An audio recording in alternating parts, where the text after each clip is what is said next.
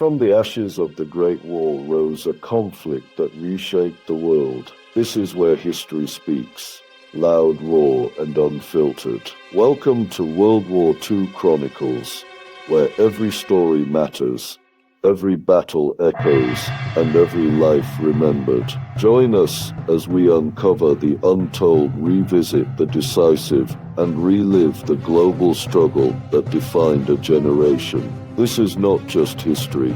This is a chronicle of courage, conflict, and consequence.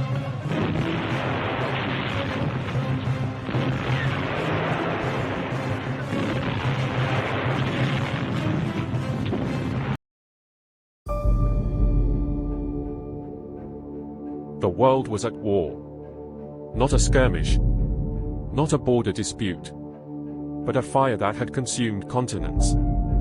Europe was engulfed in flame. The Axis powers, ruthless, unrelenting, had crushed nations under the heel of fascism. Cities fell like dominoes. From Warsaw to Paris, from Athens to Belgrade, a storm of steel swept across the land. But now, the tide was turning. America, the sleeping giant, had awakened. Her factories roared. Her sons, once civilians, were now soldiers. Men who had driven trucks and farmed fields now shouldered rifles and manned tanks. They had crossed oceans, sailed into the unknown, and stepped into the great theater of war. This was 1943. In North Africa, they had tasted battle for the first time. In the burning deserts, under the relentless sun, they had learned the harsh lessons of war, from Rommel's seasoned troops, from sandstorms, and from their own mistakes. But they emerged stronger, smarter, tougher. Now, those veterans, those blooded warriors, were headed north. To the next battleground, Sicily. An island with a strategic heart. The key to the Mediterranean. The stepping stone to Fortress Europe. Patton. Montgomery. Two generals, different in style, united in mission. Their troops surged ashore under the crack of gunfire and the whine of Luftwaffe planes. The beaches were hostile. The terrain unforgiving. Mountains. Valleys. Villages turned into bunkers. The Germans dug in. The Italians were crumbling. And so, the race for Messina began. Montgomery pressed from the east. Patton charged from the west. It was more than strategy, it was pride. It was momentum. And it was personal. Patton's army, relentless, cut through resistance like a blade through silk. His men, weary but driven, liberated town after town. They met civilians, hungry, frightened, hopeful. Children waved tattered flags. Women wept. The American soldier had arrived, and he brought freedom in his footsteps. Back home, the arsenal of democracy was in full swing. America's military had grown from a modest 250,000 to a colossal 8 million. A force spread across the globe. But numbers meant nothing without training. General Leslie McNair knew this. He reshaped the U.S. Army from the ground up. Rigorous drills. Live-fire exercises. Discipline that bordered on brutal. From sunrise to sundown, recruits marched, ran, climbed, crawled. They learned to fight, to endure, to survive. Gone were the soft hands of peacetime. In their place, calloused palms, steady eyes, iron resolve. And it showed. In Sicily, the Allied advance was swift, strategic, relentless. Paratroopers landed behind enemy lines. Amphibious units leapfrogged up the coast, bypassing roadblocks and bottlenecks. It was coordination, innovation, determination. On August 17, 1943, after 38 grueling days, the American flag was raised over Messina. The campaign was over. The island was ours. But the war was far from done. Even as Sicily fell, new fires burned across the globe. In the Pacific, the 503rd Parachute Infantry Regiment dropped into New Guinea, capturing airfields and cutting off Japanese reinforcements. Jungle warfare, humid, claustrophobic, brutal, tested every ounce of grit. In the air, the skies thundered with Allied might. 500 bombers over Italy. 300 tons of high explosives dropped on Romania's oil refineries, the lifeblood of Hitler's war machine. Precision raids. Massive formations. B-17s and B-24s soaring toward flak-filled skies. In the Solomon Islands, US forces seized Munda. MacArthur's long march had begun, a vow made in defeat, now paid in blood. Meanwhile, in Europe, the cracks in the Axis began to widen. Italy was in chaos. Mussolini, once hailed as Illinois Jews, was finished. His dreams of empire, in ruins. His people, disillusioned. His government, fractured. On September 3rd, Italy signed an armistice in secret. 6 days later, it was public. Italy had surrendered. But Hitler was ready. German forces surged into Italy, occupying their former ally like a conquering army. Defenses were thrown up overnight. The mountainous terrain offered natural fortresses. And the fighting that followed was some of the fiercest of the war. Salerno. September 9th. Allied forces stormed the beaches. Resistance was immediate. Mortars. Machine guns. Artillery. At times, the beachhead teetered on collapse. But the Allies held. Air support roared overhead. Naval guns pounded enemy positions. Inch by bloody inch, the troops pushed forward. October 1st, Naples fell. But what they found was devastation. The retreating Germans had destroyed the port, sabotaged the waterworks, burned the food stores. Naples was free, but starving. A shell of its former self. And so the Americans, the British, the Allies, they did more than fight. They rebuilt. They fed the hungry. Repaired infrastructure. Organized order. It was the first glimpse of what would come. Liberation not just from tyranny, but from despair. But the advance slowed. Winter crept in. Rain turned roads into rivers. Mountains became walls. The Gustav Line, a fortified German defensive belt, stood in the way. And behind it, Rome. In the Pacific, fresh battles raged. The Gilbert Islands. The Marshalls. At Tarawa, US Marines waded into knee-deep water under withering fire. The island was barely a square mile. But in just 3 days, nearly 6,000 men lay dead or wounded. It was a lesson in pain and determination. In the air, the US 8th Air Force pounded Germany's industrial might. Schweinfurt. Regensburg. Factories, ball-bearing plants, oil refineries, all targeted in daylight bombing runs. The risks were enormous. The losses, staggering. But the mission was clear: paralyze the Nazi war machine. The enemy was being pushed back. On every front. In every theater. The Red Army surged westward, clawing back territory mile by mile. In the Pacific, island after island fell. In the Mediterranean, Rome was within reach. But this wasn't victory.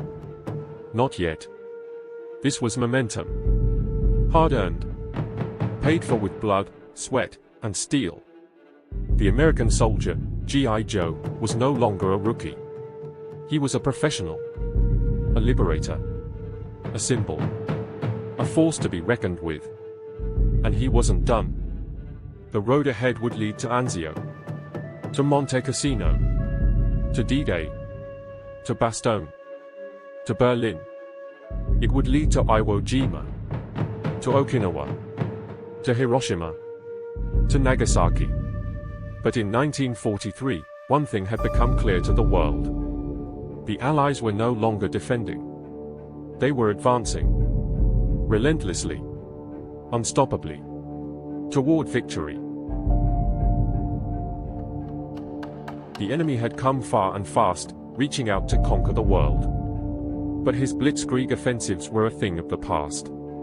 The United States Army was by now deeply involved in the war, with combat-experienced divisions in North Africa, the jungle-covered islands of the Pacific, and the Aleutians, where they had wiped out the Japanese on Attu. Now, the blooded veterans of the North African campaign had landed on Sicily in the drive for the Italian mainland. Millions more were training in the United States. We were well on the road to the ultimate victory. In 1940, our army numbered a little more than 250,000 men. 3 years later, in 1943, it numbered almost 7 million and would continue to grow to 8 million. But numbers alone do not make an efficient fighting force capable of winning the final victory. An undisciplined and unequipped rabble, even though the cause be just, never won a war against a trained, well-disciplined, well-armed, and well-led force. Thanks to the intensive training program under General Leslie McNair, commander of Army Ground Forces, American soldiers had never before been as well trained and equipped to fight as were our soldiers in World War II. Certainly, the veterans of the North African campaign learned that intensive training pays off, and now they were continuing to prove it in Sicily. Our drive across Sicily was aimed at the key port of Messina, just across the narrow straits which separate Sicily from the toe of the Italian mainland. The Germans fought stubbornly, utilizing every defensive advantage offered by the rugged terrain. Italian forces offered little resistance. The 7th American Army attacked from one side, while General Montgomery's 8th British Army pressed forward from the other. Citizen soldier G.I. Joe had fought and defeated the best the Nazi had to offer in North Africa and had taken the enemy's measure. Now he was a veteran who had growing confidence in himself and in his leadership. He was a soldier. Whether he knew it or not, he was adding new glory to the traditions of the American fighting man. And at war's outcome, the word defeat had never been written on the scrolls of that fine tradition. In many areas, there was nothing more than a rut for a road. So units of the 7th Army did a little amphibious leapfrogging along the coast in their push for Messina. While our 7th Army pushed the Nazis across Sicily, in faraway New Guinea the 503rd Parachute Infantry Regiment made an airdrop at Nadzim, while American and Australian ground forces continued to press forward. Our growing air power made a daylight raid on military objectives in the heart of Italy with 500 bombers. On Sicily's north coast, Patton's 7th captured Palermo and drove eastward toward Messina. In the air, 177 American B-24 bombers raided the oil refineries at Ploesti in Romania with 300 tons of explosives. So the initiative no longer belonged to the Nazi-fascist axis, in the air or on the ground. The ruthless drive for world conquest had been stopped all the way around the earth, from North Africa to the Pacific, where U.S. Army troops and Marines captured the Munda airfield on the island of New Georgia. On the same day our troops took Munda, Soviet forces smashed German defenses in central Russia. Key military targets on the Italian mainland were being mauled by our air force, and our ground forces were also hitting the enemy with devastating power. The crushing defeat suffered by the Axis in North Africa and Patton's advance toward the Straits of Messina were psychological poison to a badly shaken fascist regime. The once triumphant Caesar god, who had looked like this at the height of his power, when his fascist legions had slaughtered and conquered Ethiopian tribesmen who fought with spears and ancient guns, now looked like this. Mussolini had led his people through a nightmare of military disasters. His arrogant dictatorship had come to an end. Retributive justice was close at hand. The King of Italy ordered Marshal Pietro Badoglio to organize a new government and conduct secret negotiations for surrender. A separate peace by Italy was the last thing Hitler wanted. The collapse of Mussolini and his fascist regime brought additional German forces pouring into Italy. From fighting a lie, the Nazi was now the unwelcome intruder who would wage fierce battles of resistance on Italian soil, bringing further ruin and suffering to an exhausted and war-sick people. On August 17, 1943, 38 days after the invasion began, Patton's 7th Army took Messina, and all Sicily was in Allied hands, as well as 100,000 Italian prisoners. Most of the Nazis had escaped to the mainland across the Straits of Messina.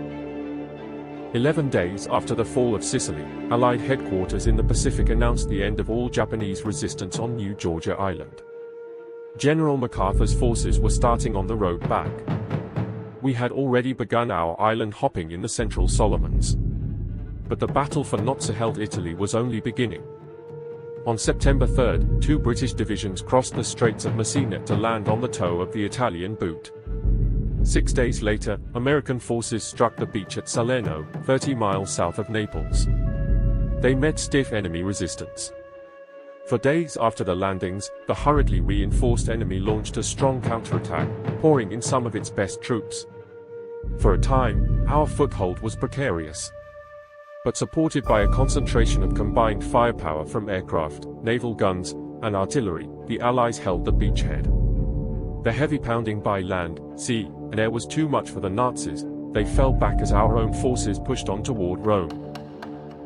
By then, Italy had surrendered unconditionally and was officially out of the war. On October 1, 1943, elements of General Mark Clark's Fifth Army entered the city of Naples. They were greeted not as conquerors but as liberators. The citizens of Naples knew that we and our allies were the only hope of driving the Germans from their homeland. Here, as elsewhere, a new problem confronted our invasion forces: how to provide government for the civilian population. Years of fascism had promised plenty but delivered only strife and hunger. Unless such centers of hungry population along a route of advance are well controlled, the advance is hampered, communications break down, and supply channels clog up. In Naples, the Allies met the challenge and thwarted chaos. The Naples water supply presented another challenge to the Allied forces, a problem also mastered. Military government was a necessity, one which also had a direct influence on post-war rehabilitation throughout Europe. Following the fall of Naples, we expected our advance to continue. It did, but only for a brief period. The mountainous regions of central Italy provided the Germans with a number of natural defense lines.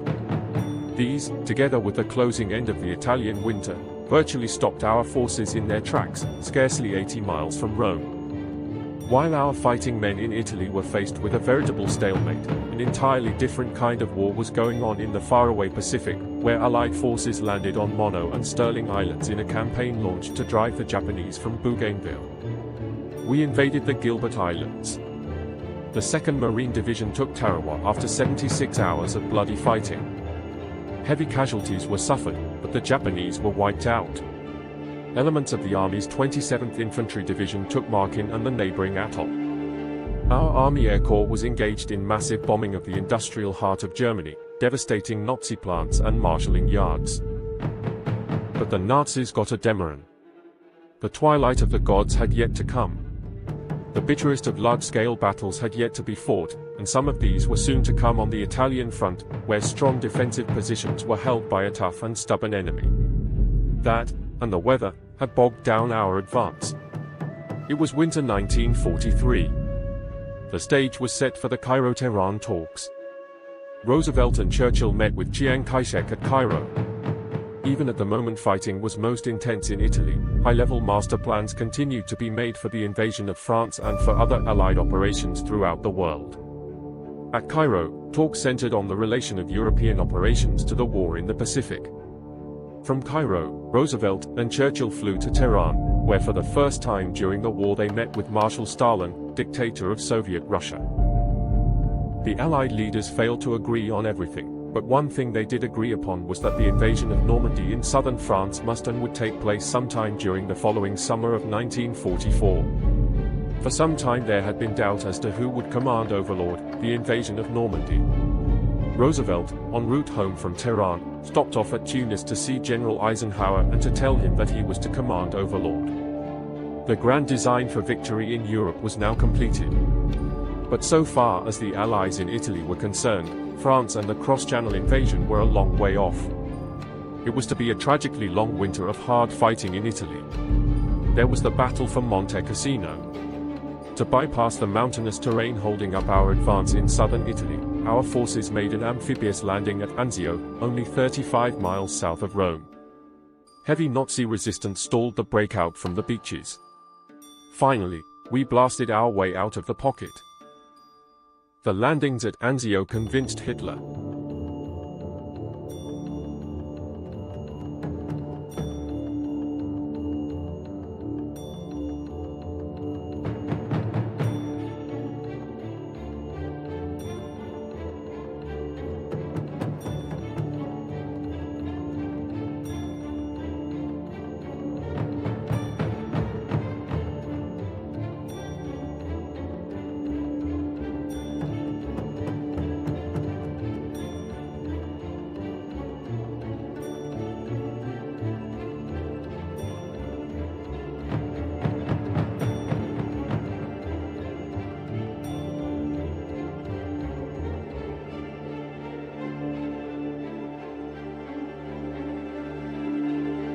In 1943, the Allied forces launched a series of relentless offensives that marked a decisive shift in the global conflict.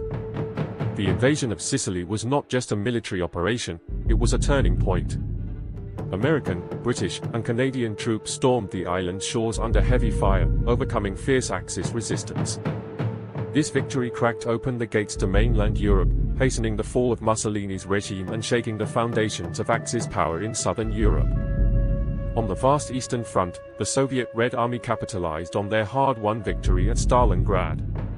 Winter had tested their endurance, but the Soviet forces pushed forward with unyielding determination, forcing German troops into a strategic retreat. Their advance reclaimed vast territories and disrupted the Axis war machine, proving that the seemingly invincible German armies could be broken. Meanwhile, thousands of miles away in the Pacific, a new kind of warfare unfolded. The United States adopted the island-hopping strategy, carefully selecting key islands to capture and turning them into forward bases for air and naval power. This bold approach allowed the Allies to bypass heavily fortified Japanese strongholds, cutting supply lines and isolating enemy forces.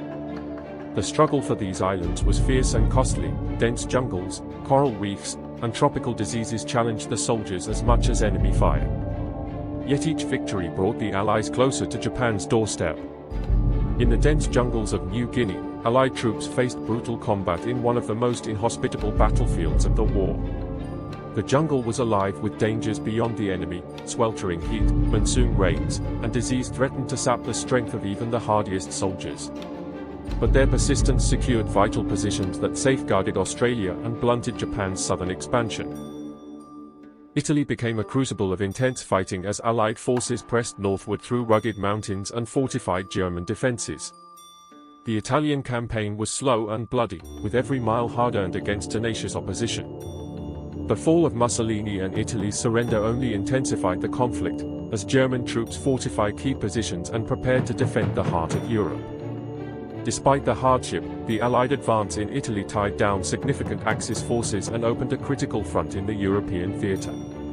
Across all these fronts, the coordination between the Allied nations was vital. Armies, navies, and air forces worked together with increasing precision and cooperation. This unity, born of necessity and shared purpose, underscored the strength of the alliance, an alliance forged in the crucible of global war.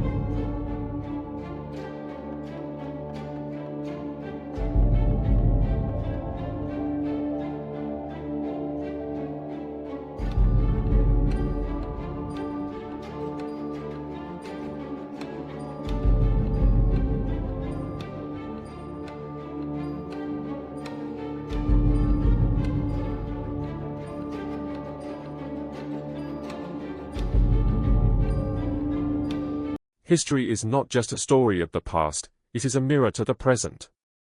If this journey through wartime Europe moved you, taught you, or made you reflect, consider subscribing to World War II Chronicles.